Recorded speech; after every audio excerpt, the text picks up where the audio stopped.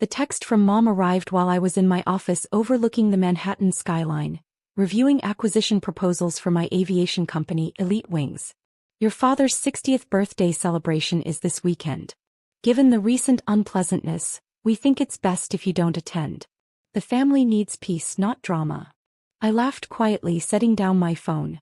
The recent unpleasantness was me exposing my brother Ryan's embezzlement from the family business. Apparently, stealing was fine, but reporting it was drama. My assistant Sarah knocked on the door. Miss Carter? The paperwork for the hangar lease renewals needs your signature. Yes, the hangars. The very ones my family used for their private jet. The jet they'd bought from my company 2 years ago before they knew I owned it. They still had no idea that Elite Wings, operating through various shell companies, was mine. I picked up my phone again, checking the flight plan they'd filed. Caribbean vacation right after Dad's birthday party, of course. First class all the way, courtesy of the company money Ryan hadn't managed to steal. Sarah, I called, pull up the lease agreement for Hangar 7 at Teterboro. She brought over the file and I studied the fine print I'd insisted on including when I sold them the jet. Elite Wings retained the right to terminate hangar leases with 24 hours notice. A standard clause, they'd been told. Just business. Another text from Mom. Ryan and Jessica have planned something special. Please don't make this difficult. Ryan and Jessica, the perfect children. My younger brother who'd nearly bankrupted the family company, and my older sister who'd covered for him. But they were welcome at Dad's birthday. They brought peace, not drama. I picked up my phone and called our head of operations. Mike, I need you to issue a lease termination notice for Hangar 7 at Teterboro. Effective tomorrow. The Carter hangar? He sounded surprised. But they're Elite Wings' longest-standing clients. Not anymore, I said, looking at the family photo on my desk from happier times. Also, activate the remote security protocol on their jet. The one that grounds the aircraft? That's the one. I smiled, remembering how I'd insisted on installing advanced security systems in all Elite Wings aircraft. Standard safety feature, I told them. Sarah appeared in the doorway again. Your sister Jessica is on line 1. Says it's urgent. Of course it was. Jessica always called when she wanted something, usually money or favors. Last time it was a rush renovation on the jet's interior before her friend's wedding. She still had no idea she'd been begging her little sister for help. I let it go to voicemail. Instead, I typed out a reply to Mom's text. Don't worry. I won't be at Dad's birthday. But you might want to check your flight plans for next week. Then I turned back to my acquisition proposals. After all, I had an aviation empire to run, even if my family thought I was just their disappointing daughter who'd wasted her inheritance on a business degree and pilot's license. My phone buzzed again, probably Jessica having a meltdown about the hangar notice. Or Ryan, realizing his Caribbean escape route was about to be cut off. But I didn't check it. I was too busy being the successful business owner they didn't know existed, about to teach them a very expensive lesson about family loyalty. Sometimes karma needs a little help taking off. And sometimes that help comes with wings and a cancelled hangar lease. I pulled up the weather forecast for the Caribbean. Perfect flying conditions next week. Too bad my family wouldn't be enjoying them. The next morning my office phone started ringing at 7 a.m. sharp. I watched the lines light up one by one as my family discovered their perfect vacation plans crumbling. Ms. Carter, Sarah announced through the intercom, your father is on line 1, your mother on line 2, and your sister has called 6 times already. Put Dad through, I said, turning to face the window where I could see a fleet of Elite Wings jets taking off from the private airport across the river. What the hell is going on? Dad's voice boomed through the speaker. Some company called Elite Wings just canceled our hangar lease. And the jet won't start, something about security protocols. I smiled, remembering all the times he'd dismissed my interest in aviation. What a shame. Have you tried calling customer service? They say the owner is exercising their right to terminate. We've been clients for 2 years. Well, Dad, I said calmly, maybe the owner doesn't appreciate clients who exclude their daughter from family celebrations. A long pause. What are you talking about? Check your jet's registration documents. Look at who owns Elite Wings. I could hear papers rustling, then a sharp intake of breath. Alexandra Carter.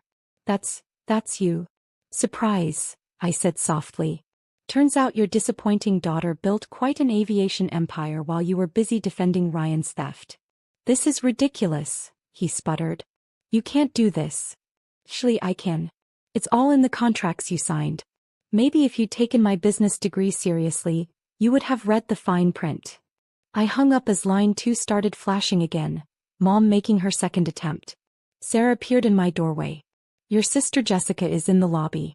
Is quite insistent about seeing you. Send her up, I said. Time to face the family drama head-on.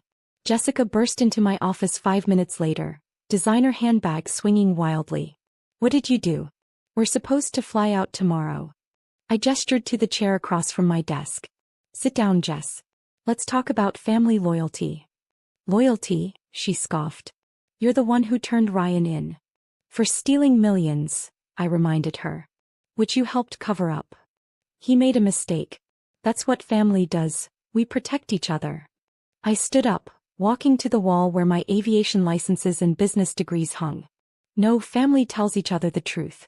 Family doesn't exclude members from celebrations because they did the right thing. It's Dad's birthday, she pleaded. We just wanted it to be peaceful. Peaceful like when you all laughed at my dream of working in aviation? Peaceful like when you called my pilot's license a hobby? Or peaceful like when you helped Ryan cook the books? He fell silent, finally looking around my office, really looking. At the view, the awards, the evidence of success they'd all ignored. You own elite wings, she said slowly. All this time, the jet renovations I begged for. You were begging your little sister, I confirmed. The one who wasted her time on aviation instead of joining the family business. Does Ryan know? He will. I checked my watch. Right about when he tries to use his Elite Wings credit card to book another jet and finds it cancelled. Jessica sank into the chair. The Caribbean trip is cancelled, I finished.